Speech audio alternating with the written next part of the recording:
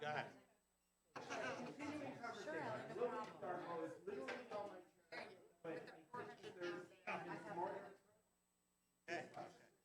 All right.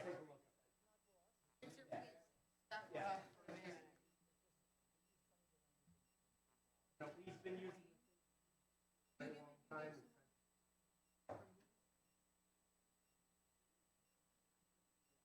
Awesome. Oh, they're like, oh, what?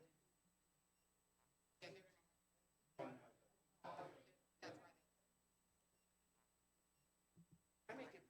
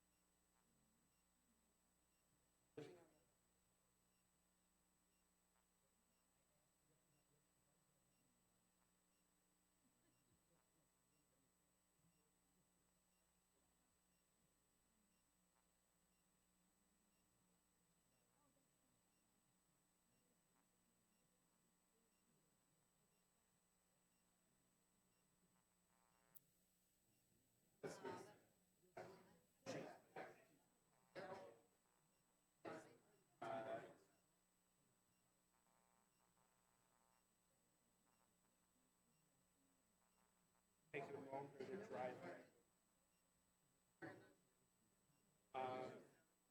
I think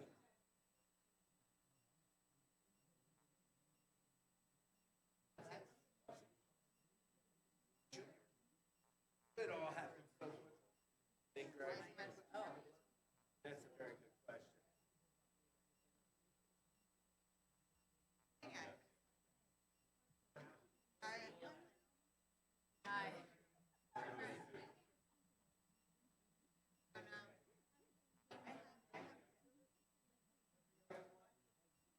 Has our top dog party? All right, bring it on.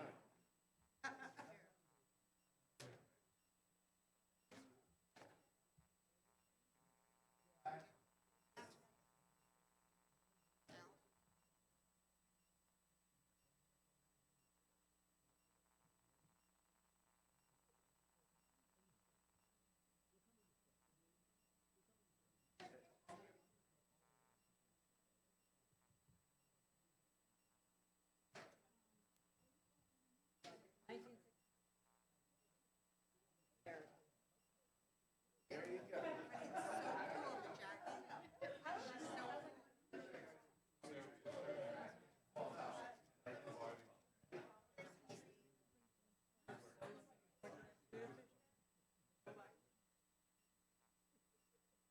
Yeah.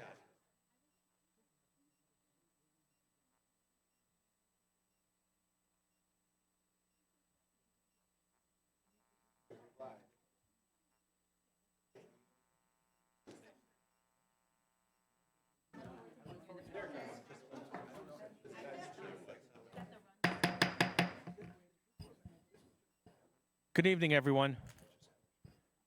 This meeting is being held in accordance with the Open Public Meetings Act, and adequate notice of this meeting has been provided as required by law. Specifically, the revised annual notice was emailed to the West Essex Tribune and Star Ledger on February 28, 2023. The agenda and resolutions for the meeting are available on www.livingstonnj.org. Certain portions of this meeting may be closed to the public for the purposes of personnel and/or other matters as outlined in the Sunshine Law. Decisions made and/or discussed in closed session will be made known to the public at a later time. Notice to the members of the governing body and township staff: any use of electronic devices during this meeting shall be used solely for the purposes of township business, and any communications are subject to the Open Public Records Act. To the extent possible, this evening's Township of Livingston Council meeting will be live streamed via Facebook at www.facebook.com/Livingston Township NJ.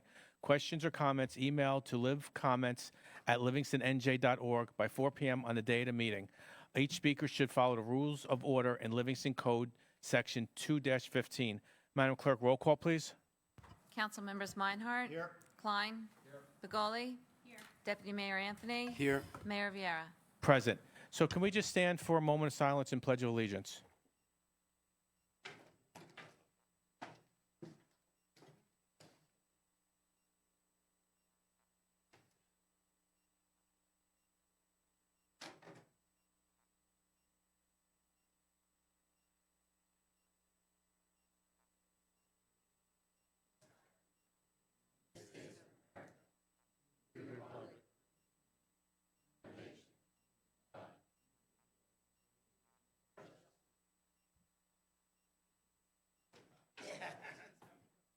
Thank you.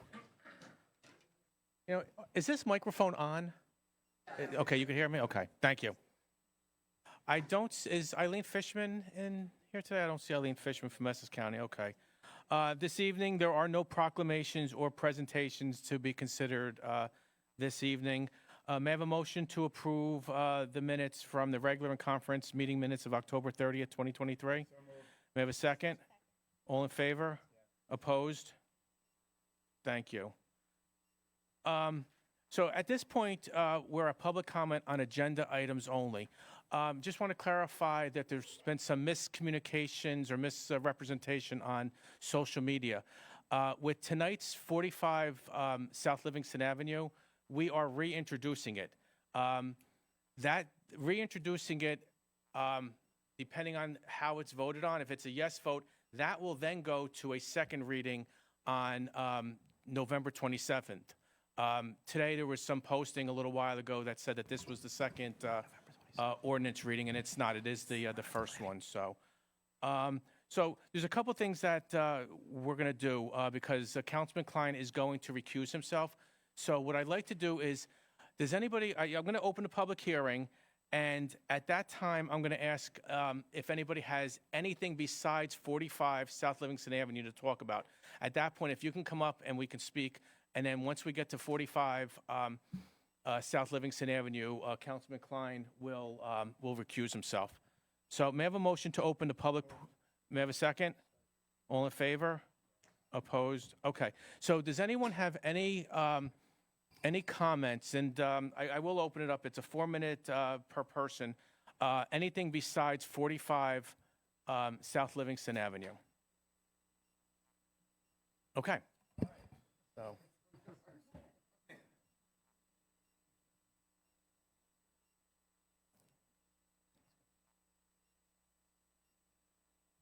Councilman Klein, we'll call you when Okay, so what we're going to do first is I'm going to ask Carolyn Mazuka, our town clerk. Carolyn, you've received quite a few letters. You are 4 minutes time limit per letter. However, I'd like you to read the letters first, and then after that, we're going to go to Mr. Lewis, who will talk about some of the changes from the community meeting, the last community meeting that we're at. Carolyn? Thank you, Mayor. As Mayor Vieira stated, I did receive a lot of comments on the 45 South Livingston Avenue property today. Some of them were rubber stamps of each other, so I'm not going to read them every single time because they say verbatim exactly the same thing. So from Ashish Nashain, Renee Urban, Kimberly DiFilippo, Danny Brando. I have the same comment, and I'm going to read it to you right now. It says, I am writing to express my frustration and anger regarding this week's Town Council agenda item for the introduction of Ordinance 19-2023, and I am asking that you send the proposal back to the developers because it does not meet the goals of the Township's master plan or the designated redevelopment plan. For months, the citizens of Livingston have expressed their concerns regarding the overdevelopment of Livingston in general, overcrowding the schools, increased demands on infrastructure, as well as the changes in the character of downtown Livingston and the congestion that the luxury apartment complex proposal for 45 South Livingston Avenue will bring. Ignoring the concerns of the citizens, the proposal you plan to introduce is for 210 luxury apartments, 32 affordable units, and a 60-foot structure. This means that virtually nothing has changed since we have been expressing our concerns. The height for the project far exceeds the norm for commercial spaces on Livingston Avenue, 28 feet. and is even higher than the townhomes at Town Center, 55 feet, which most in Livingston feel was a mistake. In addition, this proposal at the maximum density of anywhere in Livingston, 35 units per acre, and far higher than the property along Livingston Avenue. For these reasons, we ask that you do not introduce ordinance 19-2023 at the Township Council meeting and request that the developers create a new proposal that reflects the citizens' concerns and preserves the character of Livingston's downtown. I received a letter from Mr. Paul Boxer to the Town Council. I write in reference to Ordinance 19-2023 concerning the redevelopment of 45 South Livingston Avenue, the old Bottle King property. I urge you to vote down this ordinance. My neighborhood has been trying to fight this development for months. We have appealed to you in person and over email, in the council chambers and in the town hall lobby over and over, asking questions to which we have received little to no response. We have invited you all to visit our neighborhood and talk with us so we can show you up close the impact the development will have.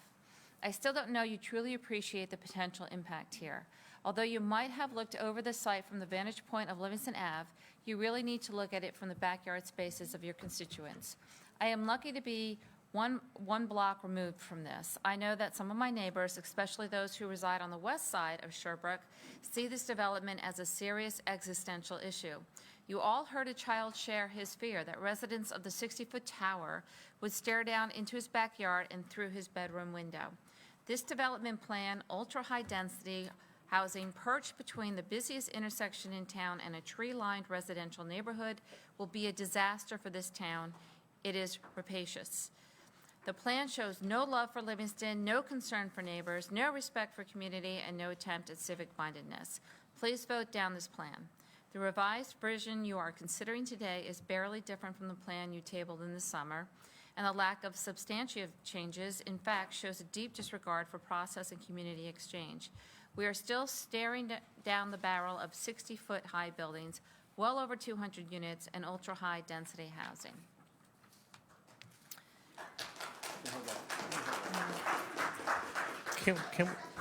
Can we just?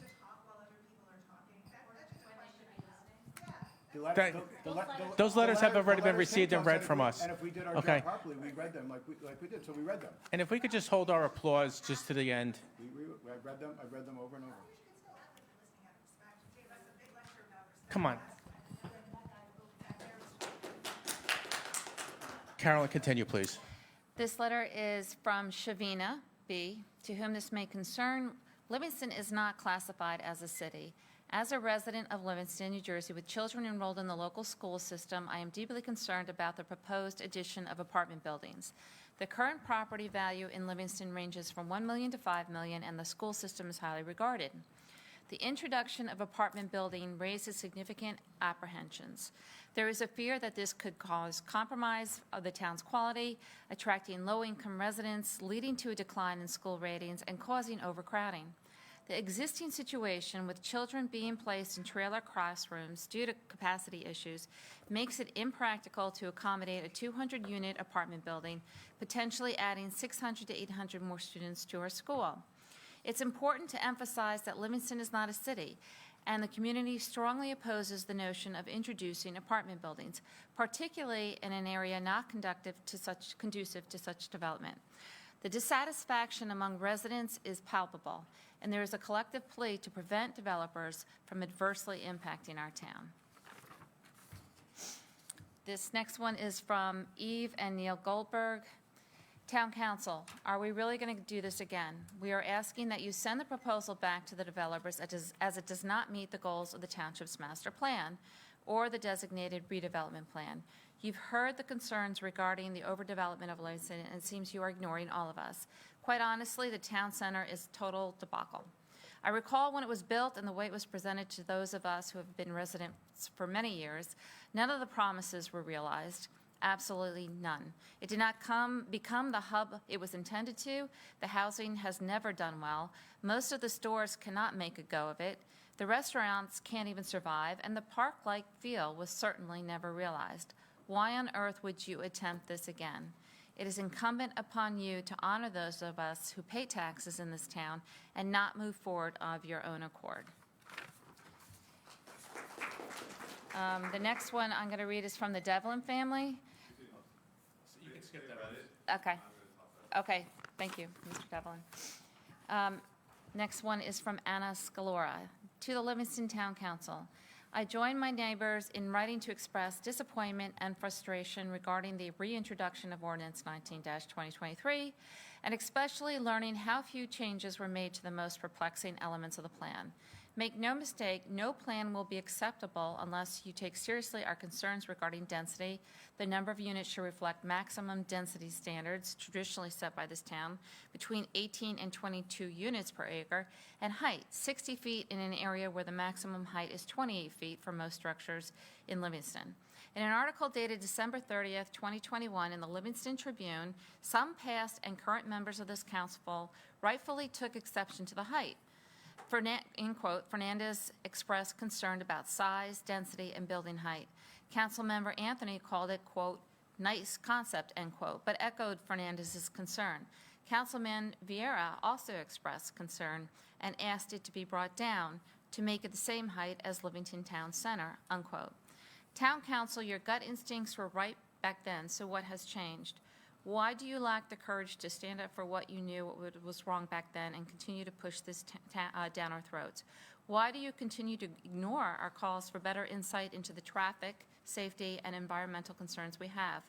We are residents that deserve to know our town council is fighting for us and has our back, and not focused on serving those who don't even live here yet. For these reasons, we ask that you do not introduce Ordinance 19-2023 at the Town Council meeting and request that the developers create a new proposal that reflect the citizens' concerns and preserves the character of Livingston's downtown.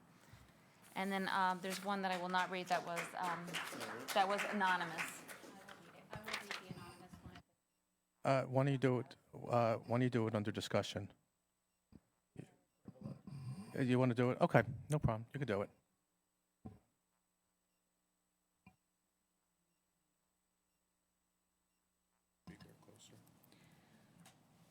So today we received an email from Andrew Persad. That's the email address written.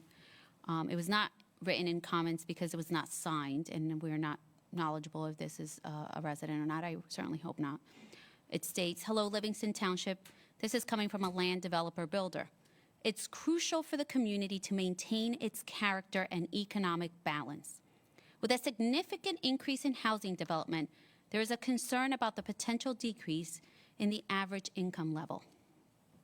As someone who has invested $2.6 million in a house, I am apprehensive about my child, currently attending Mount Pleasant School, due to our home investment, potentially going to school with someone renting a $1,000 apartment on a $50,000 annual income. It's essential to address these concerns to ensure the town remains inclusive and meets the expectations of its residents while keeping the Livingston standard high. This will decrease property value in Livingston. Very bad idea. It's not a city. It's an uber-rich utopia for those who strive for excellence. Thank you.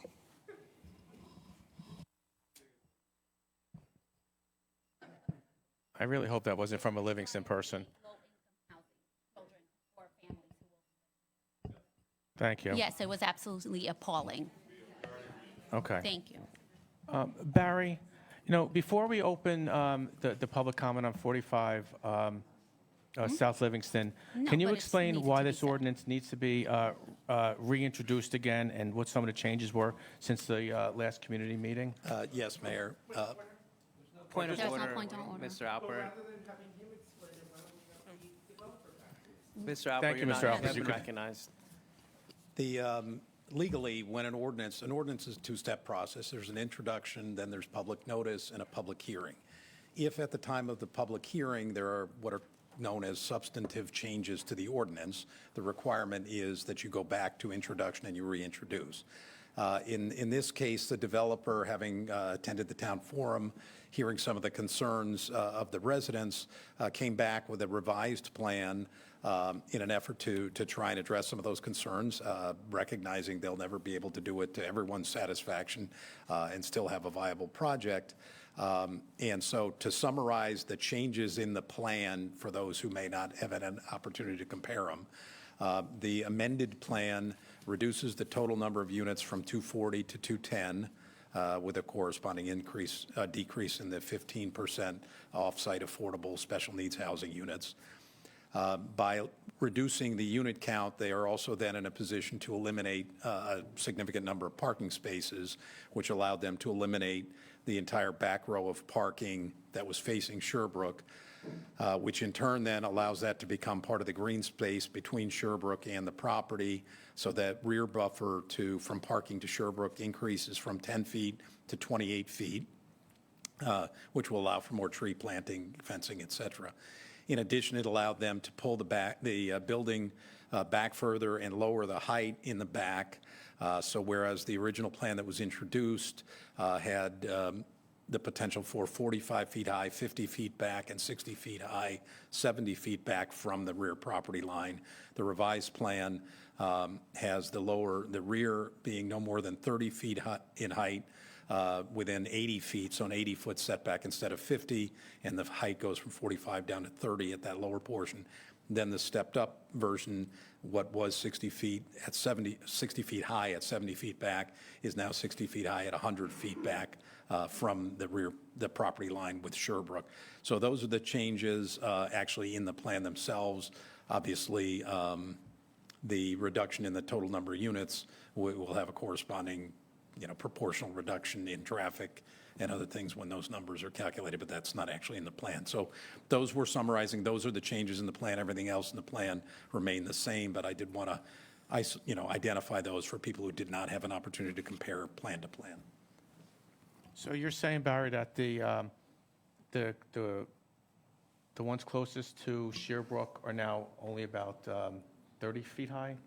Yeah, so in the original plan that was introduced, the back only the top floor stepped down. This now steps down to only 30 feet high, and that had in the original plan was able to be 50 feet from the rear property line. It's now 80 feet from the rear property line. And again, the buffer with Sherbrooke goes from 10 feet to 28 feet of green space. So instead of taking trees down, they're actually going to probably add more trees? Correct, and it looks like with the 28 feet, they'd be able to preserve, obviously, any healthy, but all the trees that are there currently, if they're not healthy, they would obviously replace them. They can supplement with additional landscaping and, again, the fence that they already committed to. Okay, thank you. At this time, I'm going to open public comment on 45 South Livingston Avenue. When you please come up to the microphone, you do have 4 minutes. Just please give your name for the record. Mayor, is the timer working? If not, Russ has the old timer. Thank you. Diane Infante, Sherbrooke Parkway, I guess I think it's. It's on. Good evening. Yeah, it's on. Do- The green do- light. The green light's on. I'm here again to speak about the pending project at 45 South Livingston Avenue, ordinance 19-2023. Despite the fact that residents are being told about changes to the plan, which is being reintroduced tonight, there have been no significant changes. We, the residents, have been extremely concerned over many aspects of this development, and we have not been heard by the town council. The height of 60 feet and density of the existing plan remains unacceptable at that location. It has been mentioned by the council members that they are desiring a pedestrian-friendly sidewalks for this area, and I would like to invite the council members to walk across the intersection at Route 10 and Livingston Avenue at any time during the day and see if you find it to be pedestrian-friendly crossing. I've walked there several times recently and found it very stressful as a pedestrian, since the cars will not stop turning even when the pedestrian has the right of way. This situation is seriously dangerous. If the town is adding 200 apartments in that area, it will only cause additional safety hazards at the intersection, especially for pedestrians. A quick DOT website, a search or intersection counts at the closest intersection showed a 48-hour count of 18,021 vehicles. That information on the site only had data from 2019 of the intersection count at Route 10 and Hillside Avenue. I'm sure that a count done in 2023 would be significantly higher. Also, there is additional new construction on Livingston Avenue in Roseland, which will undoubtedly increase the volume of traffic at our intersection.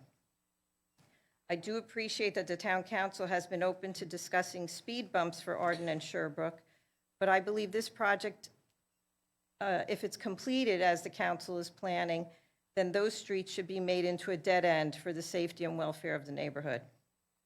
For all of the above concerns, as well as many more which have been expressed over the last several months, we're asking that the ordinance 19-2023 not be introduced tonight. We request that the developers create a new proposal that addresses the citizens' concerns and preserves the character and safety of this area of Livingston. Thank you. Thank you.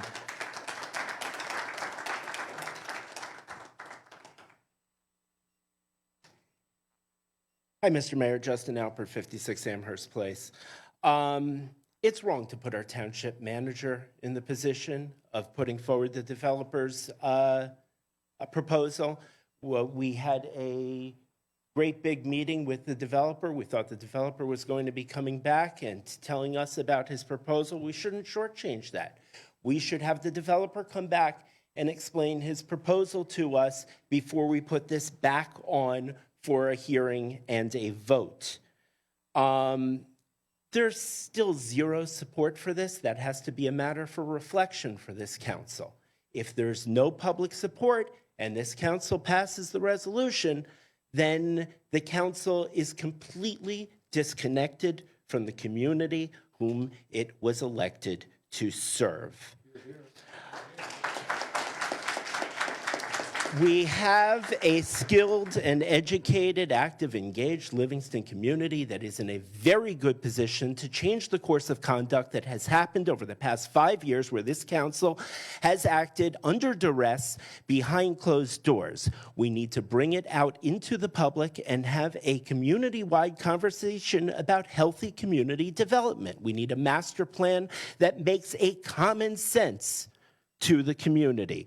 There's a due diligence that needs to be done here. And if you're not going to do it here, it certainly needs to be done on the next project. We need to know how much the developer is investing, how much equity they're investing, how much debt they will be taking on, who is supplying that debt, the rate of interest that is going to be on that debt, and the return on investment that they're planning on taking. This takedown from 240 to 210, what is that going to do to the developer's return on investment? And these are rentals. Remember the last time the councilman recused himself from property development, the property was flipped by a Democratic insider who flipped it out to an Ohio insurance company.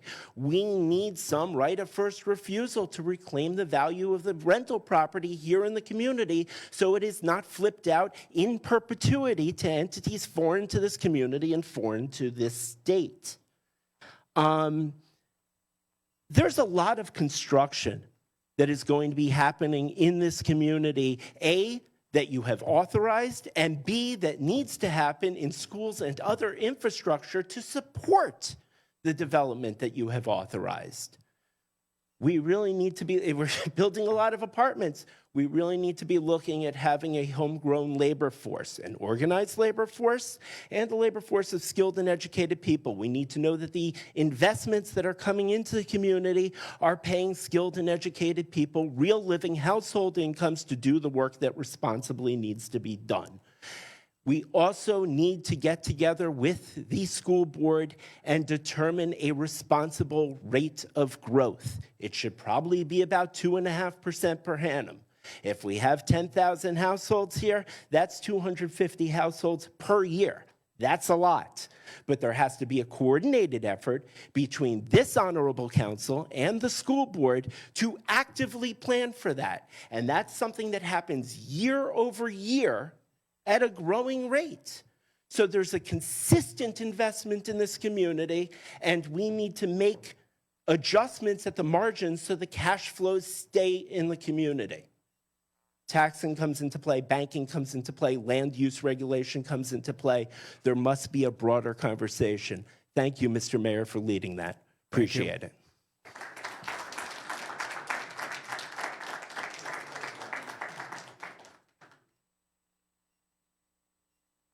Mr. Devlin? Thank you. First of all, we appreciate the adjustments made, and I want to make it clear, it's not as if we're saying there's no redevelopment in that area that's appropriate. It just may be that if the developers need to put 30 units per acre at the corner of Livingston and Mount Pleasant Avenue, that it's not okay. And if it has to be 60 feet high, that it needs to be turned back. It is way out of whack with the regular zoning of the center of town. People on our committee who are more closely tied to the Democratic Party in Essex County said to us in August, it is no use. The town council members have already made up their minds about this proposal. They are not concerned about the number of units, but the only thing that resonated was concern about the height. And I naively said that it depends on how the members of the town council view those who speak out, given the number of people who have signed the petitions, have written articles to the Tribune, and who came to the September presentation by the developers that was standing room only. You either hear us and see us as citizens who have the best interest of the community at heart, or you see us as ignorant people who don't understand what we are talking about and that you know what is better for Livingston. Either you see yourselves as elected officials who should listen to the people who elected them, or you see yourselves as the leaders of the community who understand this community better than we do and what is best for the future of the community. In October, I came before you and thanked you very much for your service and stated that I'm sure that you volunteered to run for office because you wanted to do what is best for the township. I also stated that I'm sure that you were present with the proposal for the redevelopment at 45 South Livingston Avenue. You saw this as something that was going to be good for Livingston. But I thought that you heard our concerns and you took that as respectfully that there really are. It's not that we don't want development. It is that it is way out of whack for the center of Livingston. I'm going to skip because I only have 2 minutes left here. I ask, do you know anyone who thinks that the current monstrosity, that is the town center, was good for Livingston?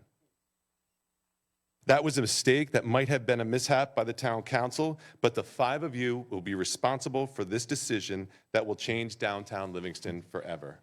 If you think people want this, more of the town center, 60-foot buildings lining Livingston Avenue, then you are out of touch with people, with your people. And if somehow you think that you know what is better for Livingston than many of us who have grown up here and who are well-educated people with regards to town and urban growth, then you are truly out of touch with your constituents. I sent all of you a lengthy email highlighting why this proposal does not meet the concerns of the people of Livingston and why you should not introduce this ordinance. For all the reasons in my email and for the reasons you will hear tonight, we ask that you do not introduce it. We are looking to the leadership of the town council to maintain the character of our downtown, the town council to maintain the character of our downtown and to recognize that this area is already very congested. Please know that if you approve this proposal as is, you are setting a precedent for Livingston Avenue.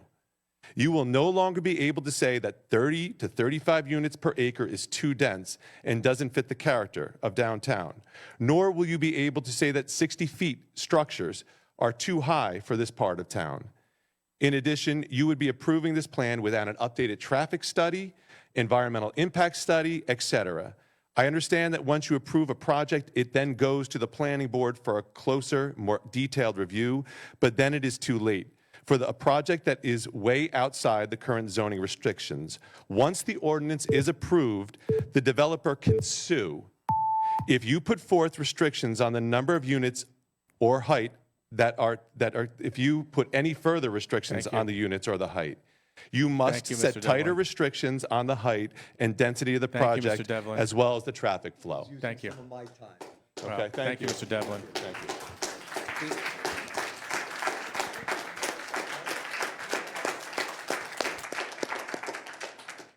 Jay Altman, 6 Mount Vernon Court. That gentleman just said everything that I was thinking.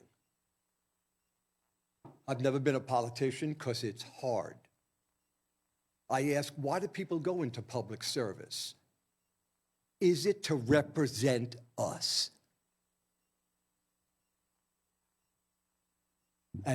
Alfred, is it to represent us? Michael, Rosie, Ed, Jared, is it to represent us? You're our representatives. We elected you to represent us. I sat here at the last meeting and watched, 300 people. Every person said no. You represent us. You might be our neighbors. Maybe you all live in Livingston. I don't know what the rules are for being a part of a town council. You all live in Livingston. Now, I would imagine there's some self-interest in becoming a politician. That's fair. We have to feed our families, and I thank you all for your valued service. I found out tonight you get a stipend, but I found out it's a part-time job. You're all working for this job full-time. Thank you. That's noble. That's amazing. You represent us. We're busy with our lives, but you're doing the work for us. Thank you. But please, maybe we want to go and sue the builders. We want to pay that money in court because we want control of our town that you run for us. Maybe we want a dollar store. Have a referendum. I don't know what I want. I don't know what's best. But I'm listening to all these people, and they're reasonable and thoughtful and want to do the best for our town. Please, do the best for our town, for all of us. Thank you. Thank you.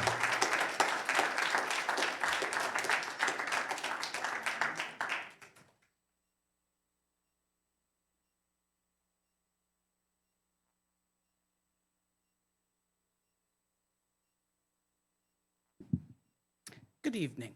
I'm Cindy Korsbrandt. I live at 34 Sherbrooke Parkway. Quite honestly, I'm concerned about the entire process. When we had a meeting several years ago and talked about first considered redevelopment, the neighbors, including myself, agreed something had to be done about that property. What we didn't understand is that the rezoning of the area would turn it from strictly commercial, which it was at that time, to a combination of residential and commercial. Shame on us for not understanding those changes to the rezoning. But shame on the town council for not educating us, not walking us through the process and knowing that that could be a possibility. I've been a resident since 1965, so I've seen a lot of changes. I lived on Sherbrooke Parkway since 1994. And contrary to the remarks made by the developer of what did you expect? You have property adjoining commercial property. That's exactly what I expected. It was commercial. It wasn't going to be built up the way that it was. And I must say, his comments, and quite frankly, his condescending manner is very unbecoming an individual that's looking for compromise and not the profit margin. Despite repeated requests to include the neighbors in a task force to help you plan, a perfect compromise will satisfy no one, and we know that. But we've asked for that, but we've never had any member of the town council come to our neighborhood, come talk to us, sit in my backyard. And other communities not so far away from here, they have involved the neighbors who are directly impacted in task force. I'm not sure why we can't follow that same model. I'm also concerned, as I was reading through the ordinance, on page 31, we were willing to grant an exemption for parking on the setback. Why would we do that? Wouldn't you want my area, which is still zoned as completely residential, why wouldn't we at least maintain the setback? Not sure why we're going for higher heights than we've had anywhere else in town in such an incredible density. And I don't believe that anyone's talked about the environmental impact, the traffic study, a really reputable traffic study, and including the shade study, which would then determine what a 60-foot building, how it would impact my property, because it would. Our faith in the process is eroding. So I am urging you to put down, do not consider this, send it back. Let's fix the broken process. Let's do an after actions review of what's happened so far. Take a look at it. Reinvent the wheel. Let's find a compromise. Work with the citizens, go back to the drawing board, and come up with a workable solution that would satisfy the needs of Livingston and not just the developer. Thank you. Thank you.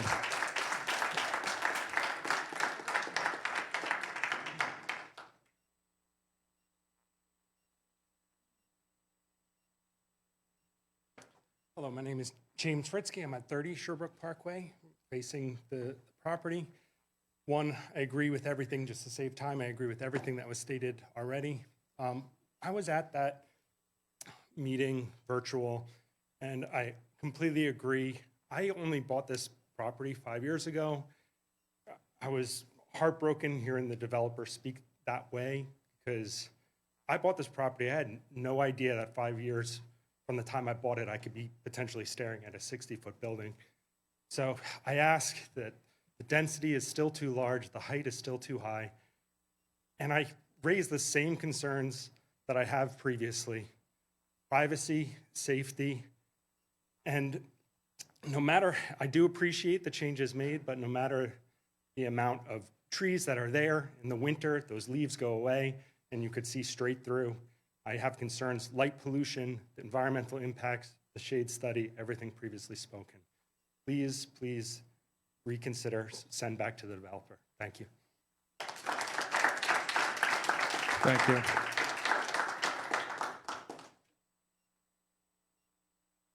Hi, Sarah Goldstein, 12 Audubon.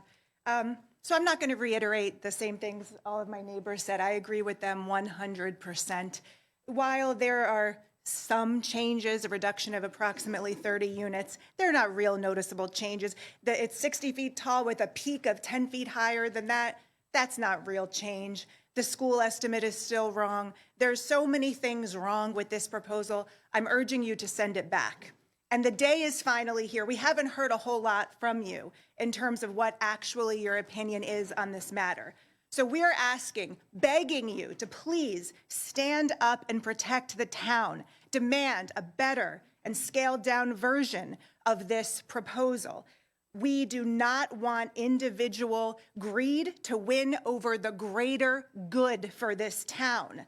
Will you find a creative solution through thoughtful legislative channel or potentially community partnership like we've been discussing?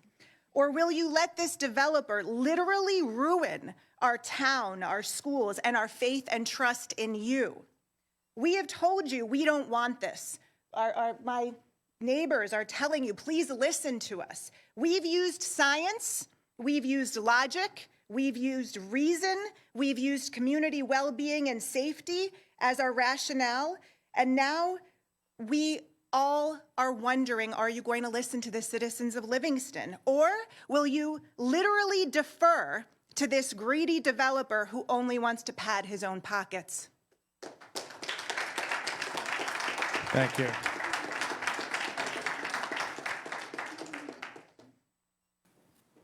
Just please don't say your address, okay?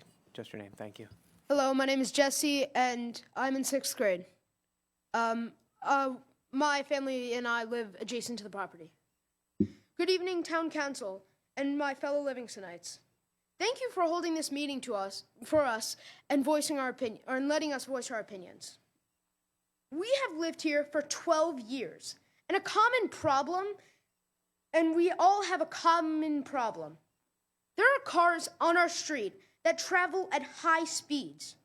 We have been asking this town for very simple remedies, like having sidewalks, speed bumps, and speeding enforcement. We need you to help us make our streets safe now, before we add more development to our neighborhood. Me and all of the children in Livingston are the future of our town. And to implement something this big would impact our lives and the lives of everything here. Please, step up and do what's right for the town, not what's right for the developers. Thank you. Jesse? Justin? Jesse, We remember you from the first meeting, talking about the speeding on, around your area. And that next day, our engineers started working on possibly putting some plans together for either speed bumps or other methods to slow the traffic down. I do know we were talking in our conference meeting today, and we will do some more police enforcement. And for right now, speed bumps take time, so it takes studies with the engineers. So, but we are working on the speed bumps, and we are working on enforcement as well as putting some of those speed signs over there. But we did hear you, Jesse. Jesse, at the last meeting and at this meeting, it's really tough to get up in front of such an audience, in front of your town leaders. So I just want to commend you for always coming up, being prepared, speaking out, and always continue to have your voice. I look forward to seeing what you will do in the future. Ally? Hi, I'm Allie Brief, Brandon Avenue. I'm not as prepared as all of these people. I'm going to try to connect the dots for the things that have been that I've been thinking about. And when I was out there making some notes, I saw this little thing that said Livingston for all ages. And then I thought about the Northland Pool. And then I thought about what the developer had said about, oh, we want seniors, or no, it's singles, and it's people coming in and out of the city. So one, it's all rentals, which means we lose the opportunity for over 200 apartments worth of residents to join our pools, because they're going to have a nice fancy 5-star. They're not going to be integrated in our community. We also got that number of 13 students, which seemed insane for that amount. Do you remember anyone study? They said 13. Okay, so that means there's no true integration into community as far as the schooling or anything really. So are they going to be involved in events, or are they going to work in the city, come stay right in this little area, and their shopping's there, everything. Quick side note, does it have to be some big building with all these stores, or could it be more townhome style, 2-3 floors around just, I don't know, I just threw that out there. Because also, you're talking about a courtyard again, so people are not going into town. And if they do want to join the pool, they're going to, if they're working in the city, they're going from concrete to concrete. The Haynes Pool is concrete. You're looking at a brick building, the high school. So they've come from the city to Livingston, the suburbs.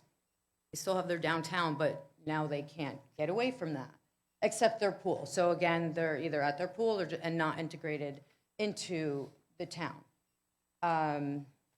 What else? Okay, so now you've got seniors who might be there for a year or hopefully more, not using the pool. And if they do or wanted to, it's still like a downtown type buildings versus going to the one spot in town besides Riker Hill, Art Park, that's really like nature. So we're cutting out the opportunity for any kind of integration between the renters. They're not gonna, if they're here a year, if they're here 5, what have they done with the community? And I know that a lot of people are saying they move here for the community. Okay, sorry, rambling. What else?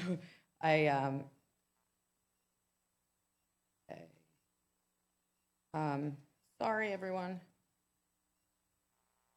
I think I pretty much covered it. I just think really that there's just a disconnect, and that it doesn't have to be some, it can still be just as nice and 5-star, but it doesn't need to be some huge 60 feet. Okay, we want to have maybe 3 floors, but not, you know what I'm saying, like condos. I'm saying, okay, I'm going to just stop. I think. Thank you, Ally. Those are not mine. I'm not very listening. I'm sure I'll remember something.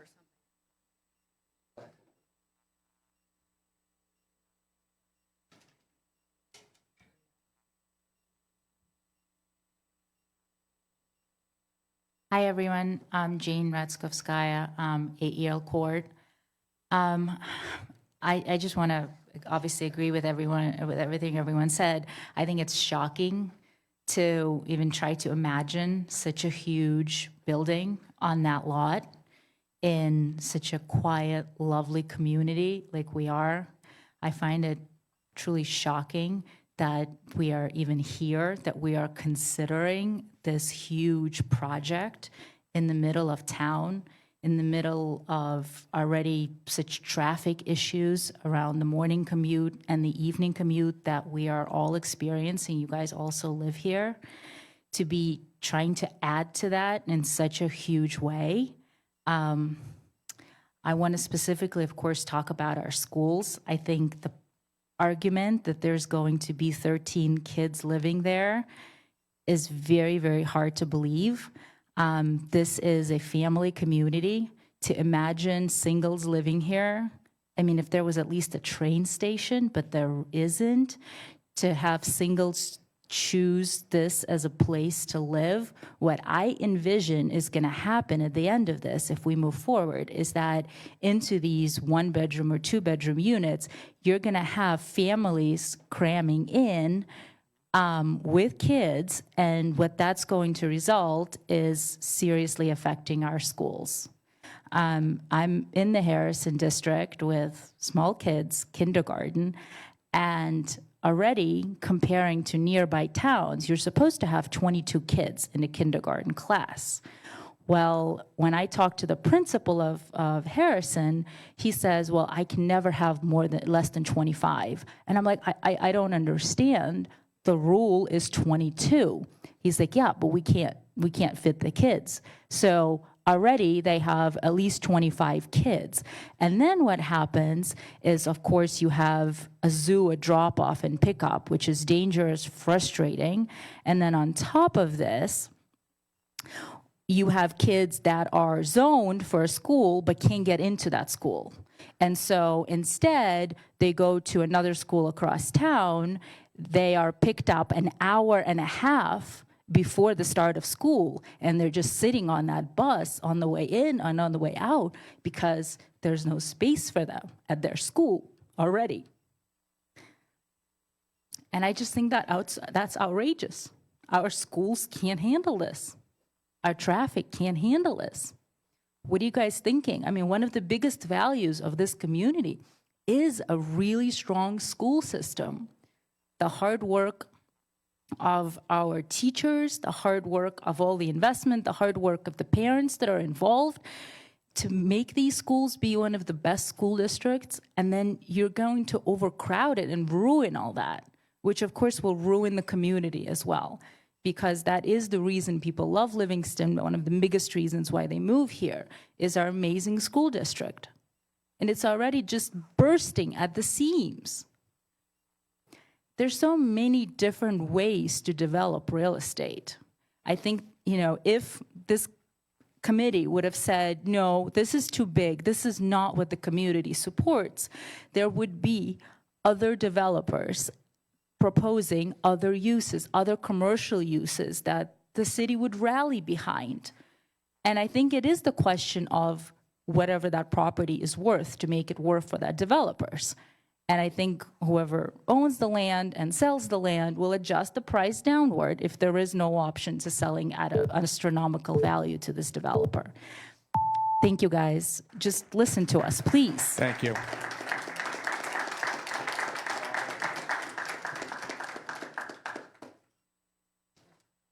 Stephen Lerman, 34 Morningside Drive. Celebrating, I'm in the town going on 27 years. Never really paid any close attention to the political scene or, town council meetings or whatever until like the last few years where, I've started to look into what's going on as far as with this development, as far as other issues, conflicts of interest, and become very, very disturbed by this whole situation. I've been in the building construction industry for like 30 plus years. I've had relatives who were developers, very similar to the developer. Are you the developer? I got here late, I'm sorry. I didn't, so very, very familiar with developments and studies. I've done a lot of work in New York, haven't done any work in New Jersey over the years, but I feel for the people here, the young people who bought their homes here, my constituents. I live in Riker Hill. Unfortunately, my kids are out of the school district. These people came here to buy homes, and now that's something that is going to be built, that's going to, affect the value of their home, affect the livelihood. I definitely can appreciate what they're saying as far as with the overcrowding in the schools. Having portable units is something that you would never envision here in Livingston, maybe in New York City schools, but not here, which I think is totally unacceptable. I've read about what's been going on over at the across the street from Sam's, and that's, to me, also is totally unacceptable. And some of the issues that have been brought up in the newspapers or some of my friends on Facebook also regarding some other incidents regarding town council issues and matters is just totally unacceptable. So I just wanted to voice my concerns here. And, as far as with all the my constituents in here with regards to this type of development going up, my position is that, yes, you should reconsider it very, very, very closely. And you are elected officials. You do work, on behalf of the town. It's your time. It's all greatly appreciated. And you've done great things in other areas, but this particular subject matter needs to be addressed and reflect the sentiments of the town. Thank you. Thank you. Is there anyone else who would like to make comment?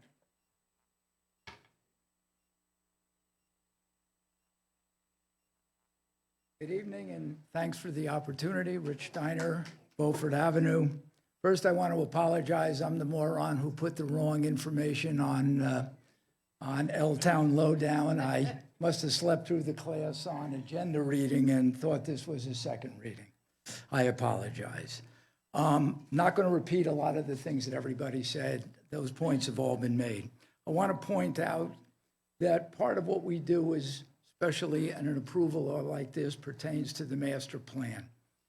I want to quote from some of the issues in the master plan or comments.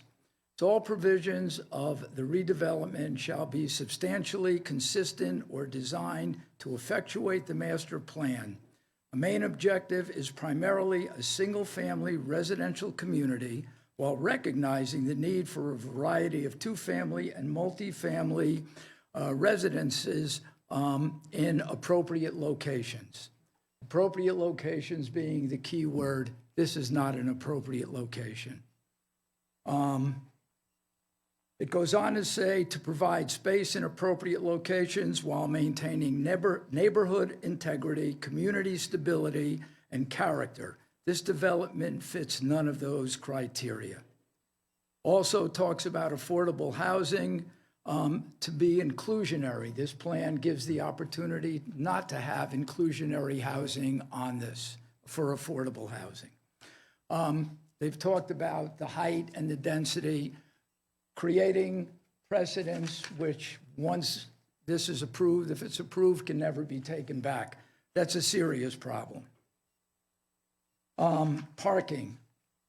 Based on the number of units being presented now, you're going to have between 500 and 600 parking spaces to meet the requirement based on the RSIS and our current codes. The accesses out of the property currently are either Livingston Avenue, and they talk about 2 accesses onto Arden. That would have to end up going through the bank property. But to do that onto Arden is going to end up sending this traffic through the residential neighborhood, which is contrary to what you want to do. Also, it talks about an opportunity to work with the neighbor to maybe get access to Livingston Avenue. Based on the fact that when that same group came to Bottle King to see if they would allow them access through their property, the answer there was no. I don't know if they're going to be very cooperative in this instance, and they don't have to be.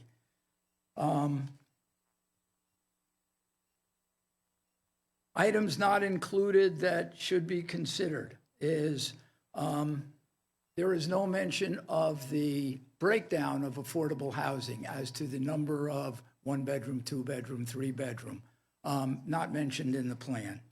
An important piece of information because school kids end up coming from that end. It talks about on the market ready 40% for 1-bedroom, 45% for 2-bedroom. There's 5% missing somewhere. I have no idea what the intention of that 5% would be. There's no if a redevelopment plan is approved, then the opportunity somewhere down the road to give a pilot exists. There's no exclusion of that happening in this plan, and I know it's a concern of the residents. Also, things like, how garbage is going to be recycled. It's items that come up before the planning board on a regular basis. So thank you for your time. Mr. Diner, thank you. Mr. Diner, I just have, Mr. Diner. I just wanted to address a couple of the things that you brought up. You are the chair of the track, correct? Correct. Did this come through the track? Did This this property? project come through the track? Sure they do. Before it came to us, it had to have been approved by the track, or the changes had to come through the track and discussed? No. They were never discussed at track?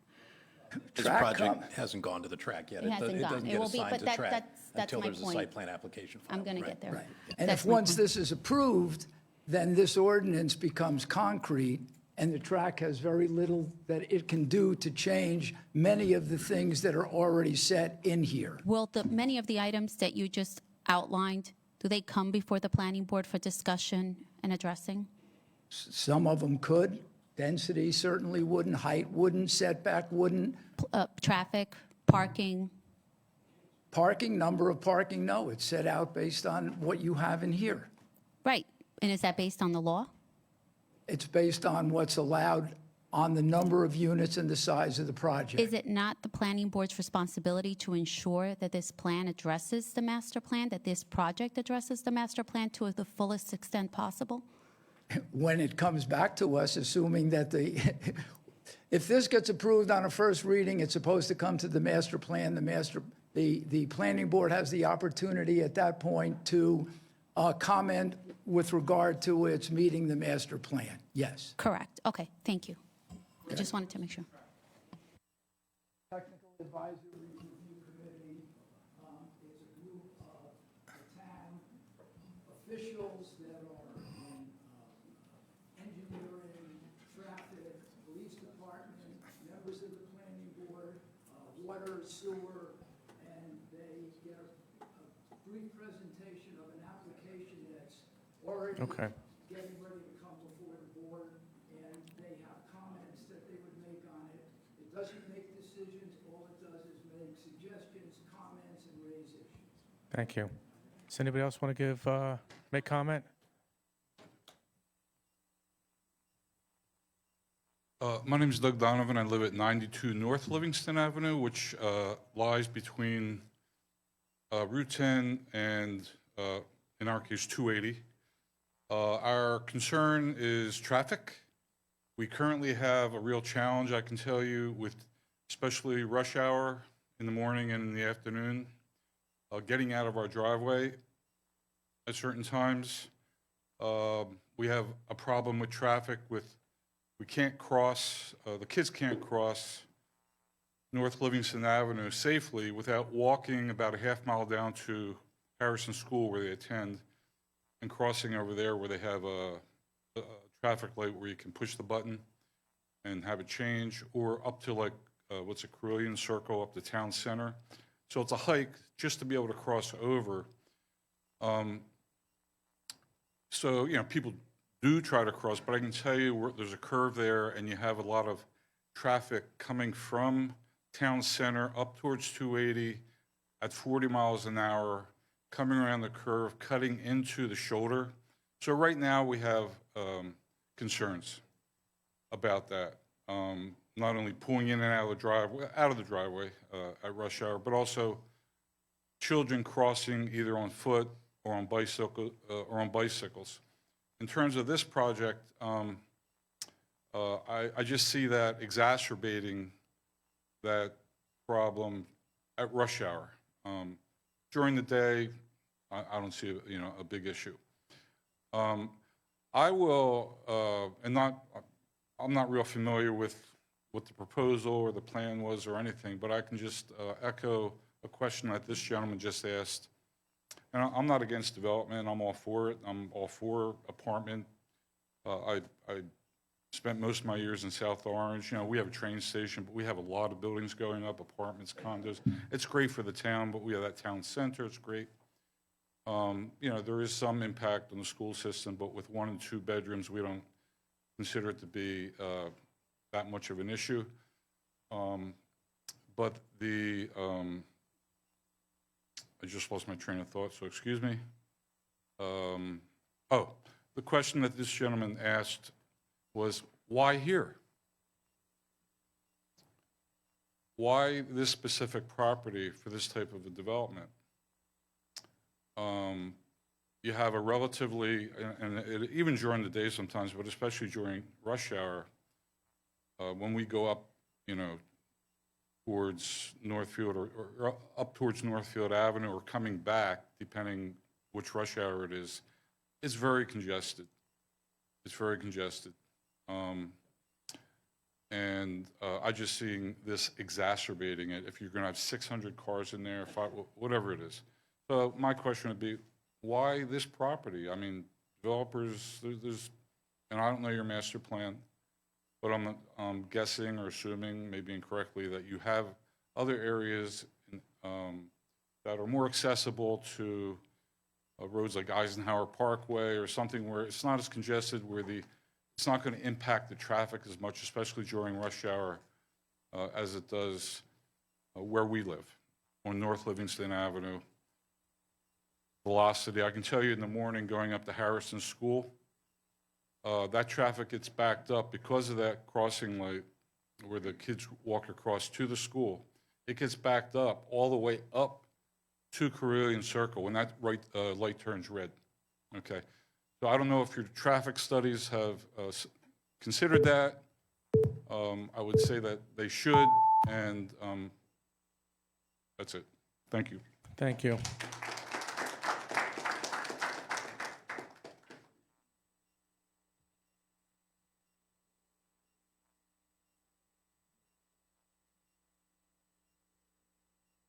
Does this work?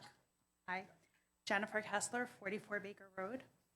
I reiterate what so many of my neighbors have expressed with respect to this type of development, not the need for development. Personally, I do think the blighted area that does need to be addressed.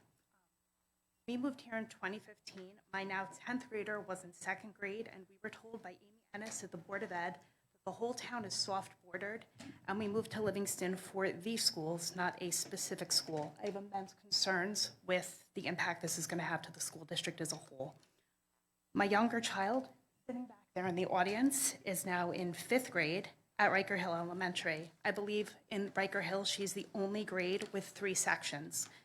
There are now 24 students per class. She has told me there's no common recess, meaning the grades can only play with themselves. They can't, a 5th grader can't play with a 4th grader at recess.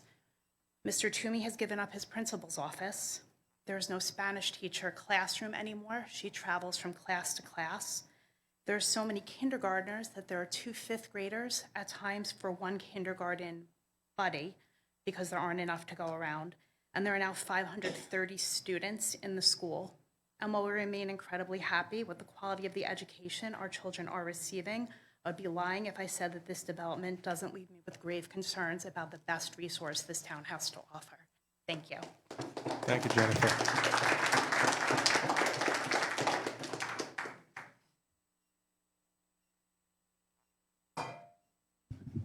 Larry Roshman, 15 Audubon Road.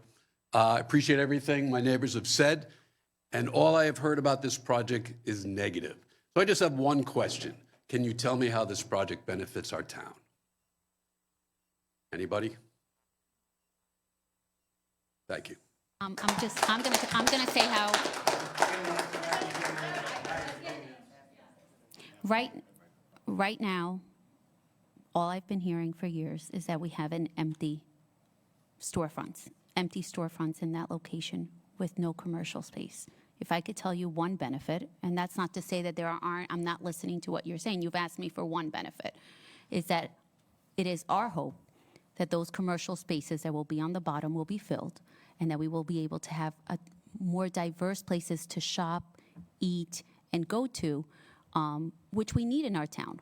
We need more commerce, and we need those spaces to not be filled, to be empty as they have been for years. And I totally agree with you. I'm just giving you one reason. No, I'm and I not- agree with you, and I'd like to respond to that. And when I moved in, there were stores there, and we used them, and I don't know why they left. And then you're telling me that the same developer who allowed those stores to leave or push them out is going to bring stores here, so it's kind of hard for me to believe that. And I get that, I understand that, but he's been trying to build this for 5 years as well, so he's not going to lease out this space in hopes that this opportunity of being able to build here goes into effect.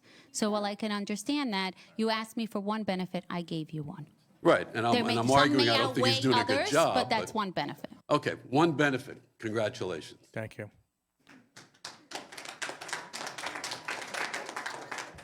Is there anyone else who'd like to make comment?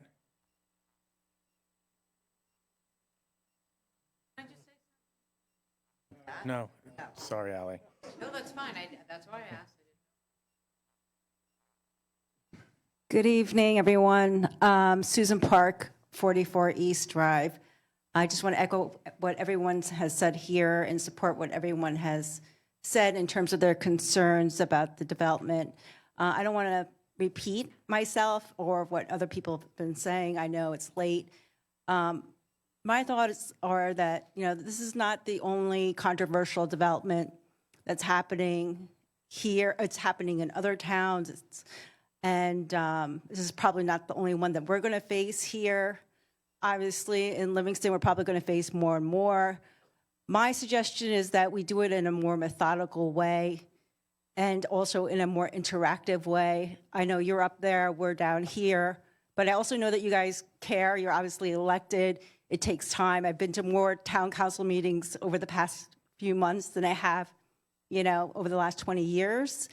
And I know it takes a lot of time, and I know you obviously do care about the people, and we really care about our town as well. And when the developer did speak, it was definitely a little on the condescending side. So have it be a more methodical, more interactive process. And in terms of the website, maybe have what the difference is between this new proposal versus the old proposal, what the difference is in the ROI. What's the difference in terms of the cost? What's the difference in the environmental impact? And lay it out so that people can really see it and buy into it. Because this is not going to be the only very controversial development that we face. And we need to set a process for future very controversial developments going on in the future. And so we need to have a buy-in, I think. And this is going to be even worse. I mean, if you're having trouble listening to us, imagine this is going to happen over and over again unless we have a more transparent process. And that's just, my suggestion. Thank you.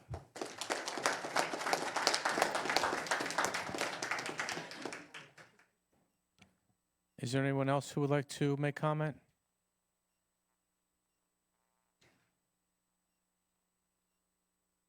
Hi, Boris Kievsky, 23 Audubon Road, and I work at 29 North Livingston Avenue. So I'd like to echo what several people here have said. I don't want to waste time doing that. I'm just going to ask, going off of a theme that some others have already asked, are you guys Livingston?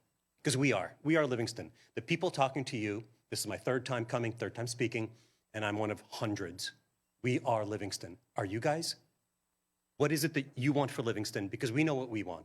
This isn't it.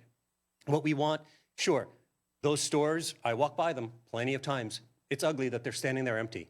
Is this better? Is this more attractive? No, it's completely different. It is not integrated with the overall design of the town, if there even is one, but it's such a huge departure. It looks like another city entirely. It doesn't match what's across the street from it. It doesn't match in any direction. It will add to the traffic. We are so all of us worried about the schools because that's why the majority of us move here at this point.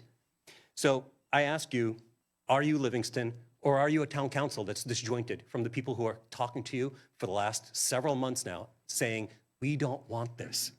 So yeah, let's build something, but let's build something we are all proud of, something that lifts up our so-called downtown and our entire town. Let's build beautiful commercial that attracts shoppers from other towns. Let's build residences that enhance our town. Let's do it responsibly. Let's do it respectfully. Let's do it sustainably. Let's vote for the Livingston we all want, and this is not it. Thank you. Thank you. Is there anyone else who'd like to make comment? May I have a motion to close the public comment period? May I have a second?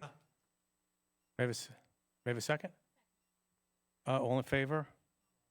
Opposed? None. Okay. At this time, we're moving on to the passages of ordinances. Tonight, there are no ordinances for second reading. However, we do have an ordinance to introduce. Carolyn, can you please read ordinance number 19-2023 by title? Ordinance 19-2023, adopting the 45 South Livingston Avenue District Redevelopment Plan pursuant to the local redevelopment and housing law. May I have a motion to approve ordinance number 19-23 by introduction and fix a date for the second reading and public hearing? May I have a second? Second. Is there any discussion? Is there any discussion? Yes, the council gets a comment at this point. While the residents may believe that their voices weren't heard by this council, the council did put the brakes on this originally when you came out and objected. Together with the builders, we did have a real sit-down. That meeting began with calling the builder a greedy developer and condescending. As a result, I believe the builder listened and did address and fix some of the concerns of the residents. The project's evolution of compromise includes reduced units starting from 420, where the project began, now down to 210, along with reduced height, increased setbacks, more trees, and improved traffic patterns. This will move now to the planning board, to the track, and they will ensure that this follows our master plan. It will be a top revenue generator for Livingston, modernizing the downtown area while bringing pedestrian customers to a whole downtown marketplace area. In addition, this project doesn't get more local. It is a fellow Livingston resident. I was asked to be respectful in the beginning. All the council members were asked. I'm not done with my statement. I would appreciate if I would get that same respect. In addition, this project doesn't get more local. It's a fellow Livingston resident who has an impeccable reputation for not only building quality projects, but also for retaining them in their portfolio and ensuring local control. All of these benefits, for me, outweigh any drawbacks. Our town is popular, it is progressive, our schools are amazing. Growth is inedible. To say mystifying the value of our planning board, I'm not sure about that. I've sat on the planning board for a full year now and can tell you that every member takes that very seriously. And I would say there will be continued discussions on this project. Our community must not fear growth or progress, for a healthy and vibrant community involves, adapts, and ensures that everyone is welcomed. Leadership is about knowing how to move a community forward, listening and making hard choices for the good of all. This is a time for smart development, and I am making a hard choice by voting yes to move this forward. Thank you. Thank you. Is there any other comments? So the only other comment that I would have is, you look at the Parkview apartments on Eisenhower Parkway, and I'm speaking, and a lot of people say that there are really a lot of apartments there. However, this council said no, and the builder took us to court, and we lost. And then we filed an appeal, and we lost. And that builder got every single thing that he wanted. Take a look at the Dubrows, the Hillside Club. This council said no. And when I say this council, I don't mean us here, I mean this town council. Said no. The builder took us to court. We lost. I'm speaking. And at this point, we appealed, and we lost again, okay? And that builder got everything that they wanted. And the Pulte homes on Kushner, they were going to take us to court, and we negotiated a little bit just to bring those numbers down a little bit. And you know what?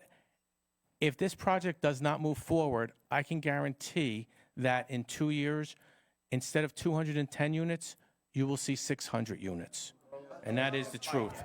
So, Madam Clerk, could you please proceed with the roll call, please? Councilmember Meinhardt. Yes. Councilmember Begoli. Yes. Deputy Mayor Anthony. Yes. Mayor Vieira. Yes. So, Carolyn, could you set a date? Yes, Mayor, the final reading for this ordinance will be November 27th, 2023 at 7:30 PM. Thank you. At this point, we're gone to the consent agenda. All matters listed with an asterisk are considered to be... Mayor, maybe take a 5-minute recess. Oh, I'm sorry. Let's Yeah, get Mayor, the Councilman Klein. Mayor, may I suggest a 5-minute, may I suggest a short recess? We're going to take a 5-minute break. This is all their last time serving the town council. Yes? That must be real. Zero. You don't want to stay on the town council anymore. You're not representing us. Zero public support. You guys are on your own. It doesn't sound like it. Everyone has said no. But you see the benefits. You know better than us. Will not make that mistake again. In the pockets of the developer. Well, she's going somewhere else anyway. So it's her last term here. Congratulations. We can make sure she doesn't go anywhere. Where Well, were you then headed change to? that law, then take that We have the initiative, ability listen to to your change the people. law. We've been fighting for years to change the law. Change We the need you law on our to where side. you're not allowed to build such a monstrosity here.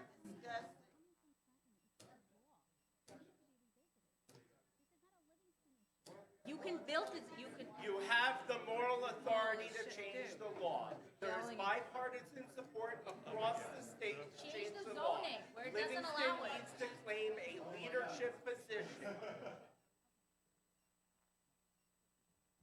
Ed, you said you're leaving Livingston soon, right? Of course. You'll rent maybe in the new place, and then you'll have your exit strategy. That is correct. Walk out.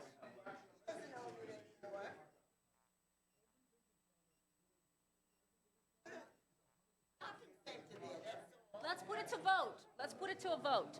How about a referendum for this project? And you will see 99% of people are against it. How is this not negligent?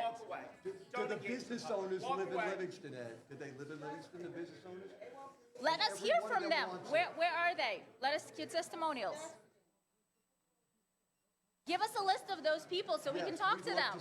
We would love to hear from them. Right now, it's just words. We're not yelling and screaming. But we're not being heard, Rosie. We're not being heard. When you're not heard, you start to yell. You just ignored us for 2 meetings. Yes, yes, yes, yes. I think People need to show up to the next meeting. How many people need to show up for you to say, maybe this isn't good? Maybe, let's see if we can rally the whole town. How many? Yes. Can we change the location? Maybe let's hold a rally in the Oval for you guys to hear us. What do we have to do to be heard? Okay, is the planning board meeting open? When's the planning board meeting? We've got to get 1,000 people to the planning board meeting. No, but you could have also sent it back. You could have also sent it back without even, you could have.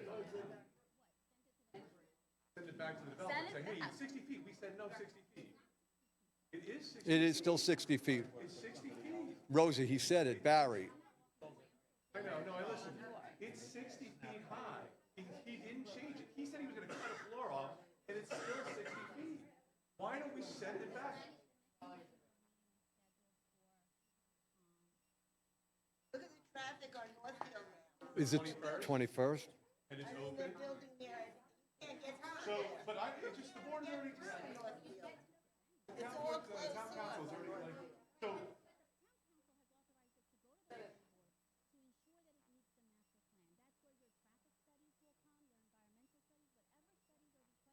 And how are they gonna do all that before the?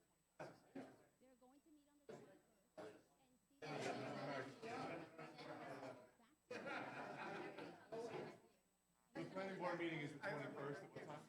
All right, I gotta get it. Oh, wait, I thought we were done.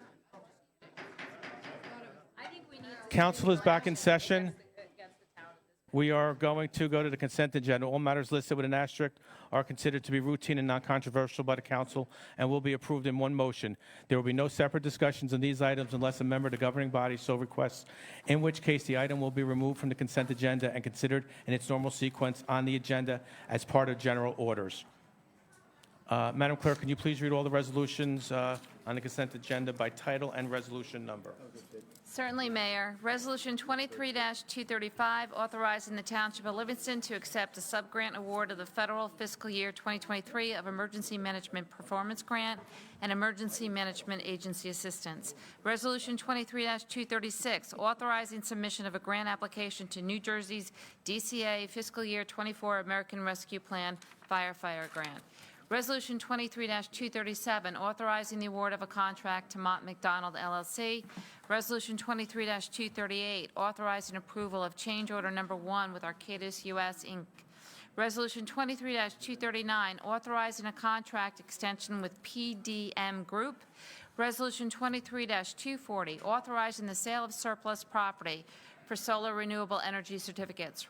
Resolution 23-241, authorizing disposition of surplus vehicle.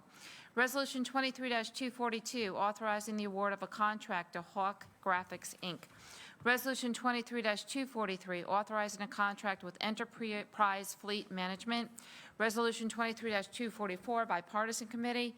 Resolution 23-245, 2023 budget appropriation transfers.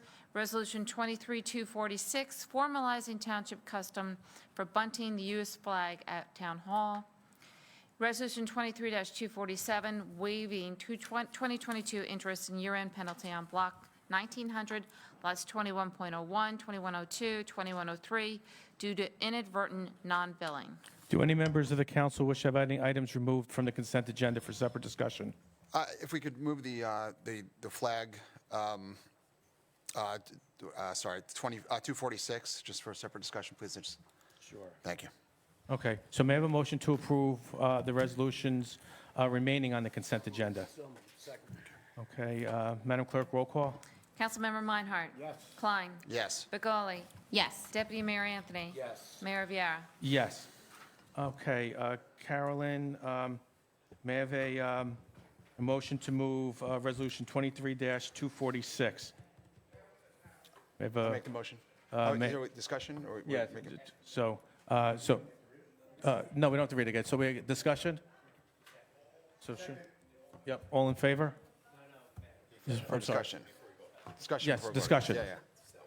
Yeah, I just want to say, I know that the council was approached by, in the past by some people. This is a resolution that formalizes the process by which when someone passes away in town who has been, is an active police officer or someone that's served in the past, according to certain criteria, and formalizing that bunting will be put up and that a flag will be brought to half-mast. And the Leck family have reached out to me and to other members of the council when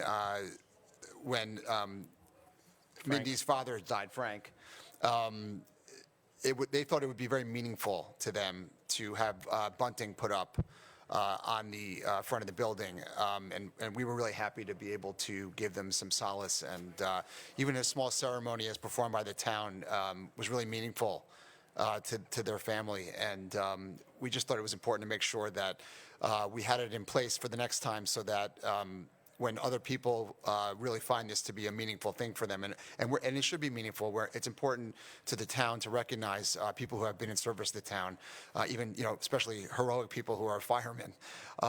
It's really the town's pleasure and our solemn duty to honor them, and this resolution helps us to do that. So I vote yes on this. Thank you. Any other discussion? So, Madam Clerk, it was moved, it was seconded. Can we have a roll call, please? Councilmember Meinhardt. Yes. Klein. Yes. Begoli. Yes. Deputy Mayor Anthony. Yes. Mayor Viera. Yes. At this time, we are at the public portion on any subject. May I have a motion to open the public portion? So moved. On any subject that's been moved, may I have a second? All in favor? Yes. Opposed? The meeting is now opened on any subject with a 3-minute time limit. If you come up to the microphone, could we please have your name for the record? Hi, Mr. Mayor, Justin Alpert, 56 Amherst Place. Wow, another one of these meetings, with the dais totally disconnected from the electorate. Not one single speaker in support over the course of 2 meetings on this. And this isn't new. We've been dealing with this issue for the past 5 years. And every time a development comes up, every time it's our hands were tied, there's a gun to our head, there's a builder's remedy, it's going to come, and we give into fear. We are Livingston, New Jersey. We are the 39th wealthiest town in the state. There is bipartisan support across the state to change these laws because they are not working. Livingston ought to be taking a leadership position. With respect to this development, with respect to the other developments, follow the money. The concentration of real wealth in apartment rentals in this town is not a good idea. You've already moved the affordable apartments off-site. There is no market rate in an oligopoly, and that's what we have here. The developer sat in the back silently, knowing that he had your votes in the pocket. It's time for us to choose a more powerful form of government with an elected mayorship that is backed by the moral authority of the community to fight for the values of this community. Need 3 at-large council members, 5 regional council members, and the mayor providing the 9th vote. Let's take control. We have the ability to invest in our community. We have the ability to use healthy development to lower our property taxes. The stores that we build can support real living household incomes for the people who live and work in this community. There's a lot more work that needs to be done. This council is completely disconnected from the electorate. It's time for a new approach. Thank you, Mr. Mayor. Thank you. Anybody else would like to give testimony? Or make comment? Hi, Doug Donovan again. I just want to go back to that question on the traffic. I just want to, can you answer a question that I asked you? So if we believe there's a problem now, okay, and we experience it every day, aside from this development, what would be the procedure? I know it's a county road, right? What's the procedure for us to bring it to what authority to have it looked at and considered for some remedy that would help out somehow? Is it through the town council here? Is it us, me as a Essex County resident going to the county? How does that work? Yeah, so obviously it is a county road, as you recognize, if you're limiting your question specifically Livingston Avenue. We can certainly assist, we can help. We regularly dialogue with the county engineer. Recently, based on that dialogue, changes were made to the timing and the light and the signal at McClellan, which has improved that condition. They're generally receptive.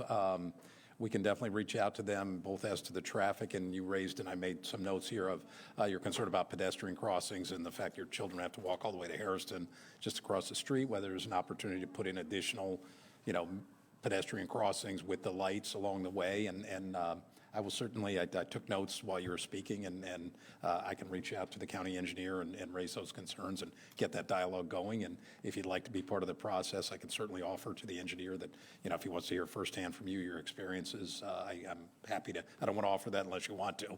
Yeah. So thank you. Sure. So for me to follow up, my hearing is not the best, so I missed a part of that. It's not you not speaking loud enough. That's okay. But should I?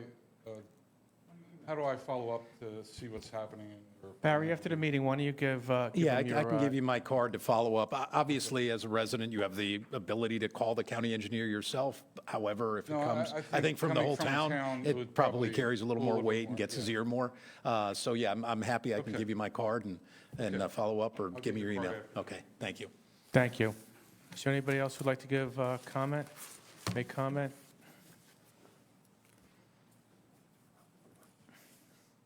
Obviously, I can express my disappointment in the whole process.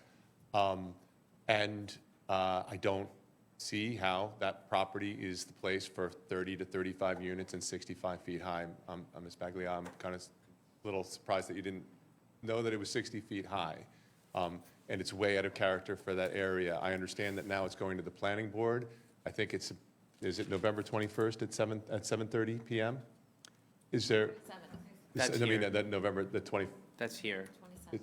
The No, 20, it's no, the November planning 20th. board meeting. So the planning board, The 21st? the application wouldn't happen unless and until the ordinance was adopted, and then there would be a planning board application. Wait, I The thought. 27th is what I think the date. No, hold on a second. No, I think- Ms. Baglia thought that this was now going to go to Trek. Hold on a second, because I think Councilwoman the- Pagola, you mentioned the 21st. No. But it's not before the planning board yet. So, No, the 27th is the council meeting. That would be the public hearing. If the council adopts the ordinance, then the applicant's step, it would be to file a site So- plan application with the planning board. At that point, on larger and complex applications, they refer it to the TRAC, the Technical Review Advisory Committee that Mr. Diner spoke of. That is a committee largely made up of representatives of township departments, water, fire, police, who review it and express any concerns they have, turning radiuses for fire trucks, traffic, et cetera. And then it would go to the planning And that board. So happens after the 27th, after you guys would approve it. Assuming the ordinance is adopted. Right. It could be, then the ball's in the developer's court to submit a complete application and full-blown So- plan. So that could be a month from now, or 6 months from now, or. The town councilwoman was misunderstood. She thought that after this, it was going to go to the planning board, and that restrictions could be placed on this, including, no? Meet Meet sends and to they the get planning feedback. board to determine whether it meets the master plan, then comes back. And On the then when 21st? there's full development and there's a full plan presented to the planning board, then you can come in for discussion, Barry. Can you stop my time for a few seconds? Yeah, Because I while don't you guys have figure it. this out, what the process is right now? I got you, because you were trying to. So Barry, the question is this going to the planning board on the 21st to get the stamp of approval that it meets the No, master plan? this ordinance, the more dense version already went to the planning board, had its review, and got a report back. So that step in the process has occurred. So- The so- actual, where she talked about questions where they'd review traffic and landscaping and all that happens in connection with a site plan hearing. That will, if the ordinance is adopted on the 27th, then it's up to the applicant to file an application. It's got to be complete. There's a checklist. They have to have traffic reports. They have to have environmental impact statements.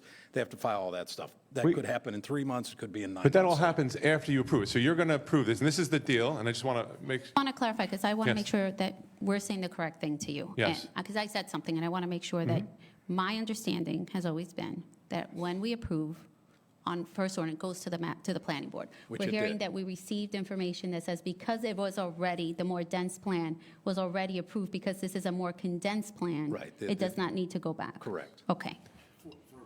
So you guys, so therefore, everybody just put their, right, and that's a little concerning, right? That at least one council member voted to approve this, thinking that there could still be some changes made. Well, there are Right. changes that could be made at the actual planning, not this, Right. not the one just to approve the master plan. That's one that goes before Right. the second hearing. This will have to go through the planning board. But what I wrote Full to you planning in my board. email, and what I explained is, once you guys approve the 210 units plus the affordable at the 60 feet high, that the planning board can't change that. The planning board, if you decide to go less, if the planning board gets this and says, hey, the traffic, no, it can't go out on Arden, or it can't do, right? Then they could change some things about setbacks, et cetera, but the developer can sue then. So it is going to be 210 units at 60 feet high unless he decides differently. So, right, that's because the planning board can only do other things. So environmental impact, shade study, traffic study, if they say, the planning board says, oh, this is a bad thing for traffic, right? That all happens after you've already approved it. So I'm really frustrated that the town council hasn't taken that into consideration, okay? Thank you. Thank you. Is there anyone else? Just a real quick question. You guys will have the meeting on the 27th. That really doesn't need to be a public hearing because you guys already heard our concerns. But will you change the location if we get a large group of people, or are you guys just going to vote through anyway? It doesn't matter how many hundreds of people come out. No, look, I didn't mean it's location about of the the place. meeting. I meant location No, of the meeting on the 27th. The meeting will be held in council chambers. Yeah. I mean, or you just, I mean, is it just, I guess it's a waste of our time, right? You guys already. Thank you. Is there anybody else who would like to make comment? Madam Clerk, have you received any written comments? Yes, Mayor, I have received two. The first is from Peggy Romano, 10 Post Lane. Good evening to all town council members. While I know this is much business tonight on the building going on in town, I have a question about something else. I would like to know if since the Kevin Mullaney Police Department lawsuit came to light, has any independent party talked with him about how his working conditions have been, both since the lawsuit became public and in the ensuing months since then? As a hardworking and dedicated member of our police department for years, I think that this would be a basic common courtesy for us as a town to extend to him. If we can assume for a moment that there was potentially some wrongdoing, enough for a lawsuit to be filed, then do we have any concerns as a town to how this day-to-day working conditions have been? Also separately, the Maura Mullaney presentation certainly caused much concern. Has anyone checked with this young woman to see how she is doing? As a woman myself, the behavior she described was quite violating, and I would hope that there would be some significant follow-up with her personally as well. These questions are important to our humanity and who we are as a community. Thank you for your time and consideration. And then I did receive another comment from Scott Kessel, 3 Eli Court. I came across numerous articles in the West Essex Tribune detailing a lawsuit involving Detective Kevin Mullaney and several members of the LPD and the township manager. Some of the allegations involved defamation, unlawful retaliation, adverse employment actions, and negligent supervision as a result of Detective Mullaney's whistleblowing actions. There were also reported violations of laws, rules, and regulations within the LPD, which were not remedied. If these allegations are indeed proven to be true, I'm embarrassed and ashamed to be a member of the Livingston community. I moved to Livingston in 2017 so my kids could get a good education, but also because I heard great things about the town. One of the things mentioned was the wonderful police department. I have not had one bad experience with the LPD and have never been treated poorly by any police officer. The officers, my family have interactions are always nice, friendly, and courteous. I have the utmost respect for police and support police in any way I can, especially in Livingston. I'm also raising my kids to be the same. That is why when I read the article about Detective Mullaney's lawsuit, it was very unsettling, disappointing, and I was upset this was happening. Since I have known Detective Mullaney, my family and I have only had positive experiences and interactions with him. I knew Detective Mullaney had many different and important responsibilities within LPD. I always wondered what happened because he used to be very involved in school security and community policing. During the school year, I did not see him working with schools as much or being involved with the community. I now know why. I want it to be known my admiration and appreciation for Detective Mullaney, a remarkable individual who has left a permanent impact on the community and my family in particular. He is respectful, honest, professional, and treats everyone fair. He just makes everyone around him a better person. Detective Mullaney is definitely a valuable asset, and I hope the LPD has the same sentiment. My family looks forward to seeing Detective Mullaney grow within the ranks of LPD because I know for sure he's greatly deserving of it. I have never met a harder working, dedicated person to his job as Detective Mullaney is. To me, this embodies and is the epitome of what a police officer is all about. Lastly, and unrelated to the lawsuit involving Detective Mullaney and the LPD, is what happened with Detective Mullaney's sister, Maura. As I watched the video of Moore speak in front of the town council at their meeting on September 7th, I was deeply disturbed at the alleged sexual harassment that had occurred. I hope that this matter is being investigated, and if found to be true, this sergeant be reprimanded and held accountable for his actions. As a son, brother, and father to a daughter, there is no place in the society for this type of behavior. Scott Kessel. Thank you. Thank you, Carolyn. May I have a motion to close the public portion on any subject? So moved. May I have a second? Second. All in favor? Opposed? None, thank you. At this time, we're at the reports from the township officials and professionals. Barry, do you have anything to add? Nothing beyond what we discussed in conference. Deputy Township Manager Russ Jones, anything? Assistant Township Manager Adam Lerner? Nothing tonight. Our CFO, Ann Cucci? Nothing more than I Township said already. Clerk Carolyn Mazuka, anything? Nothing from me, Mayor. Thank you. Township Attorney Jared Cantor, anything? Nothing tonight, Mayor. Thank you. Thank you. So now we're on council comments. Councilmember Ed Meinhardt. Thank you, Mayor. Just a couple things. On the 19th of November, the town will have our annual interfaith service. In light of what's going on in the world today, I think it's wonderful, and I hope we see many, many people come out at 5 o'clock. I believe it's at the, I forgot. Trinity Church. The Trinity Church. Thank you, Mayor. I hope that the entire community will come out. I think it's a wonderful time to show support of who we are together as a town. So I look forward to seeing everybody there. And following up on that, I do wish everybody a very happy and meaningful Thanksgiving. We will not be meeting until after Thanksgiving, so I hope everybody has a safe and meaningful holiday.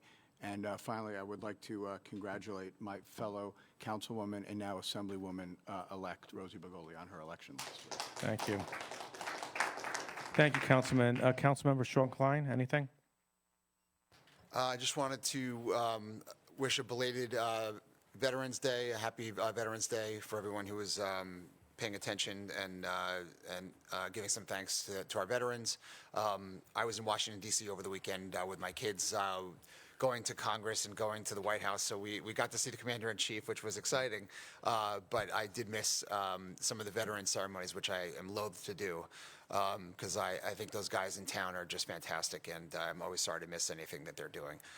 Besides that, happy Diwali, and thank you. Thank you, Councilmember Klein. Councilwoman Begoli. Good evening, everyone. Thank you so much for your support and your congratulations this evening. I look forward to representing all of our residents and their needs in Trenton.